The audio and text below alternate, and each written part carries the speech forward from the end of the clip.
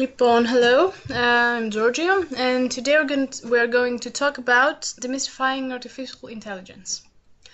First of all, let's define artificial intelligence. AI is technology that appears human, that can learn, can make any conclusions, can understand language and respond, and replace or support people in their tasks. Artificial intelligence, or AI, is any technique that accomplishes all those things I mentioned, that mimic human behavior. AI is actually a superset of other techniques we use to do that. One of which is machine learning, which is techniques which use statistics to get results and enable machines to learn. And then it's deep learning. Deep learning is the next stage of machine learning, where we actually make computations of neural networks. What that means is that we teach the computer, and then the computer learns by itself. Whereas machine learning, we teach the computer, and the computer gives us results. What is the difference from AI and actual intelligence? Well, AI, okay, let's do it the other way around. Natural intelligence, people are very creative. However, they make a lot of mistakes. We are inconsistent. We cannot work 24 hours a day. We need food. We need rest. So our brain functions at different levels during the day. And people and users are biased. Because depending where we grew up, what we did, what we are taught, we are prone to behaviors and things like that. Whereas AI, it's not creative, but it's very precise. It doesn't make any mistakes. It can do a lot of things at the same time, and it's very fast. If you put a computer to calculate something, it will always give you the same result correctly. It will never make a mistake. So AI is built on principles. Every time we try to build something, we have to think about the ethics of it. So AI, these are the Microsoft principles. So artificial intelligence must help people, must guard against bias, must maximize efficiency without destroying the dignity of people. It must not do any harm, of course. It must respect people's privacy, and it must be designed to assist humanity. These are the principles Microsoft Artificial Intelligence is built on. Each company has their own set of principles. However, they go around the same values. So AI is today or the future? Actually, AI is all around us. We use it daily. We can start with personal assistants in every smartphone. My favorite are games, and not only during gameplay. For example, some games are built using AI to maximize the development process until they go to production and go to stores. But other video games actually use AI during the game, so you have an opponent that changes their behavior according to how you play. So everybody never gets bored. It's it challenges you every time. We have self-driving cars now. Purchase prediction. Every time we buy something at a store online, it suggests other products that are similar that we might like. And actually, Amazon has a fully automated warehouse where there isn't one person in it. It operates by itself, so the order gets in, and the machines inside the warehouse package the products in the order and leave it out to be sent.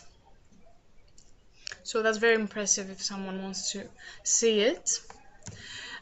It is used in fraud detection. It takes, I think, 40 to 60 milliseconds for the ATM to check if your card has been stolen.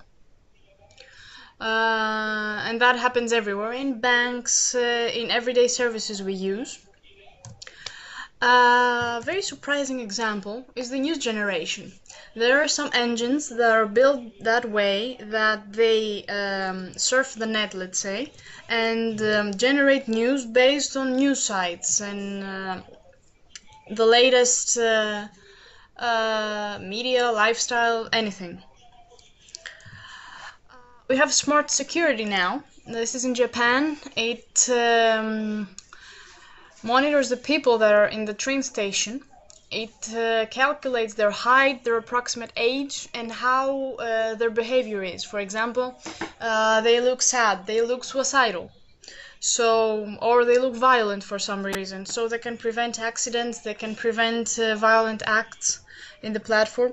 And this is actually a system that's supposed to go live in all of Japan, I think, in the coming years.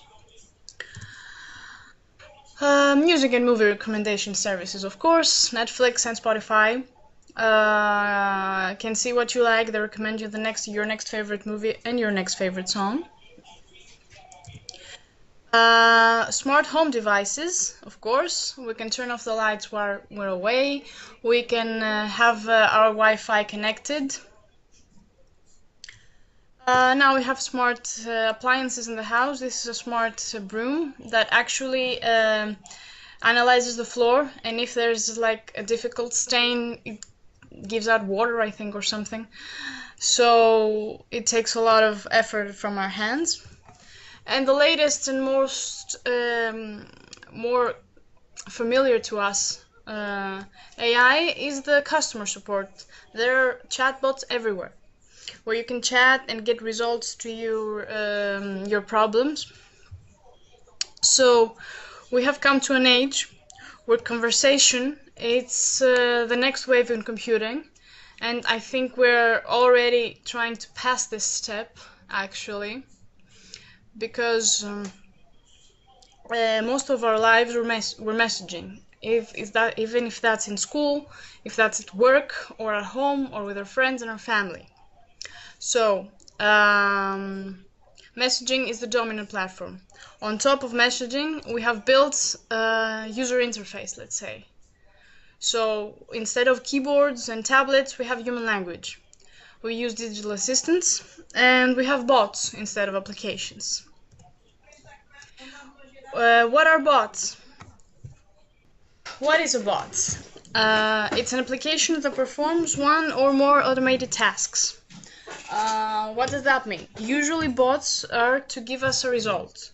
For example, if we have customer service, we're looking to a solution to a problem. If we have a news bot, we're looking to a quicker way to read news. So they use conversation as the interface and translate the conversation into something they can understand and return the result that we want. I mentioned a couple of examples of bots. You can use them for knowledge, search for news, make queries, like in help desk. We can book appointments via bots. We can book flights. Skyscanner has a bot, I think. A lot of companies now have a bot for appointment booking. And more advanced bots, we have payment bots where you can make payments, and retail, we can shop. Why would someone use a bot instead of an interface? Well, it's easier. You don't have to search and look through endless pages and products. You just ask and they will suggest the better solution for you. And in the aspect of coding, Microsoft has a framework that works for all platforms like Messenger, like Viber, Skype. You can build your bot once and publish it in a lot of services, so it's very effective. App intelligence. So how do we make an application smart? Because so far, okay, we have the bot, we have the conversation, but still have to give some results. Microsoft has what it's called like cognitive services, which helps you, their APIs. I will explain what that is. They're APIs that helps you make your app more human. Because we like it or not, everything our application does, we have to teach it. So in terms of speech and language and knowledge, we have to build something so our users can use. I will give examples later. Why would someone use Microsoft? Because other companies have similar services. They're very easy, they're publicly available, they're very flexible, and they're tested. So even a user with a simple Microsoft account can try most of these services and play with them. We're going to see a small overview of what those services are. I think most people nowadays have tested them. One is computer vision, where it analyzes image and they can tell you how many people there's in the image, the dominant colors, if it has adult content or racy content, if it's offensive in some way, and it gives you what we call tags, which is, for example, in the picture we're seeing, would be people swimming, let's say. So it gives you a good idea, it recognizes a few features in the image. There's also the content moderator, which is very overlooked, but I think it has a great potential in schools, because most schools have European CRM systems where they have the grades, where they have appointments, maybe even student data. So I think it's very important to have this content moderated, because it could have offensive words, offensive content, or racy content. And it's very important to recognize this and see those results. So you can identify students and prevent some uncomfortable situations, probably. The emotion happy, well, it tags your face actually, and it says if you're happy, if you're angry, if you're disgusted. The face API, which is very popular because everybody, I think, put their picture on it and said how old I am, did it get my age or something. All those things I mentioned before can be combined into another service, which is the video indexer, which they run all together and do image recognition and voice recognition and everything, but now in a video. Also, in the part of speech, we have two options. You can identify the speaker, who is speaking. For example, you can have teacher voices and identify who is on the phone, let's say. Or you can verify your speaker, which means that, for example, you record a phrase and then you'd have to repeat it, for example, to enter a door or to have an electronic voice-activated lock. Okay, of course, you can have speech-to-text. You can analyze text. Text analytics is a powerful engine. It can analyze your text, your structure, if it's grammatically correct, and how positive or negative you are. So here we come to language understanding. The biggest problem in computing is that understanding human language is very challenging. It's very costly in most areas, and it's domain specific. which meant that here in Greece we talk, for example, very differently in Athens than we do in a village north. And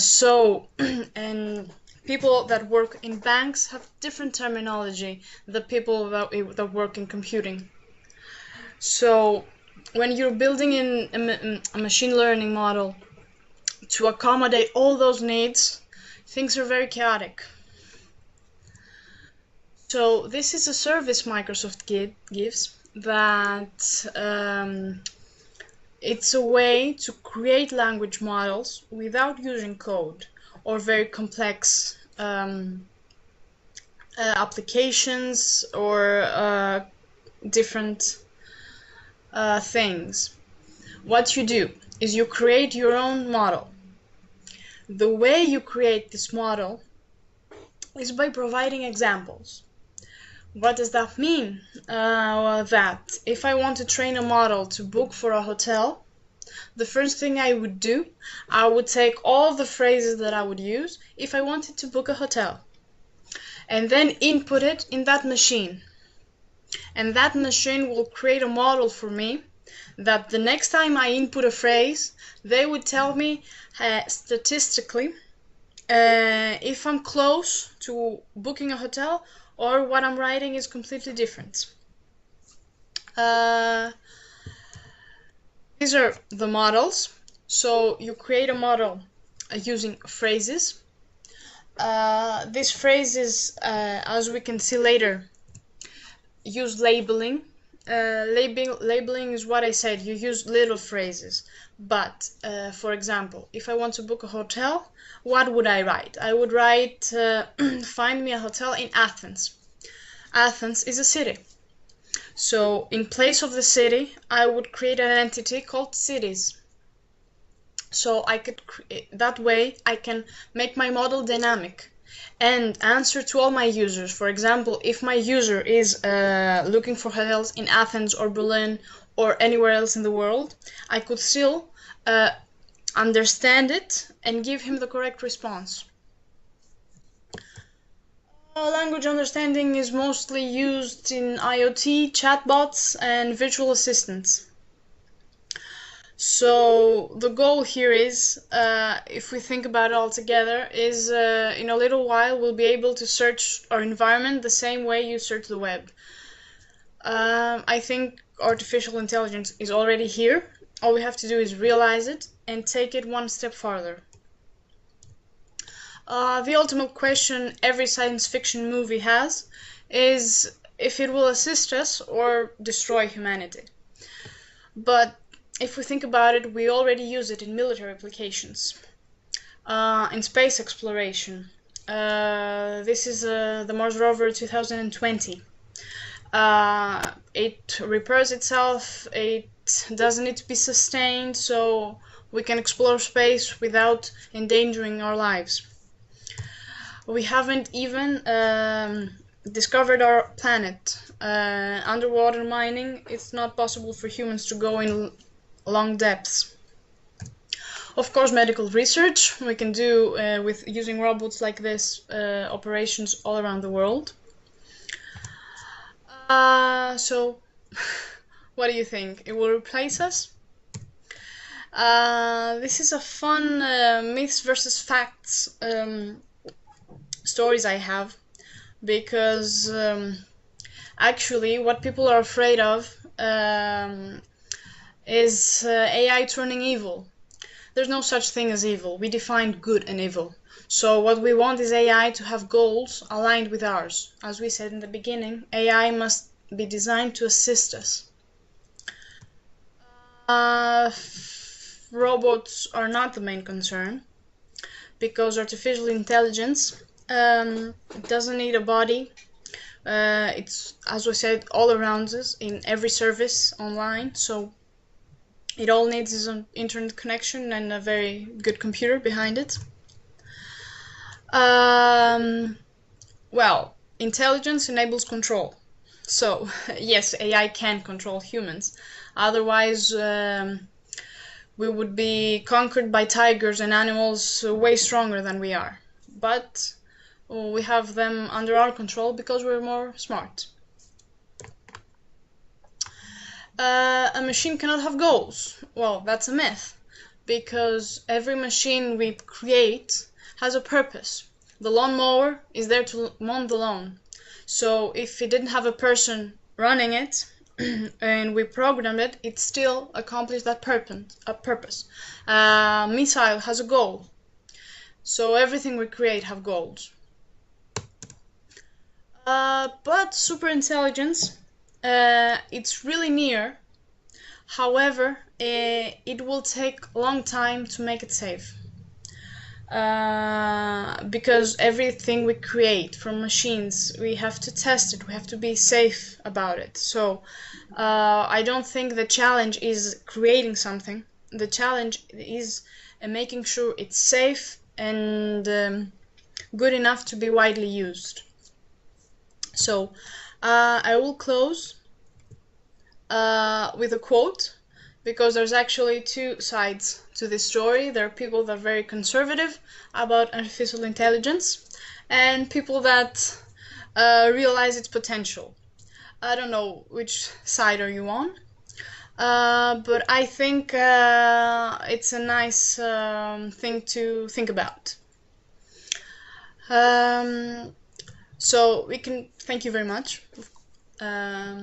We can go on to see some demos, maybe a Lewis model. You can find me on social media. I have a blog. I blog about all of this. I have a lot of tutorials and demos on everything. And of course, you can find me on LinkedIn.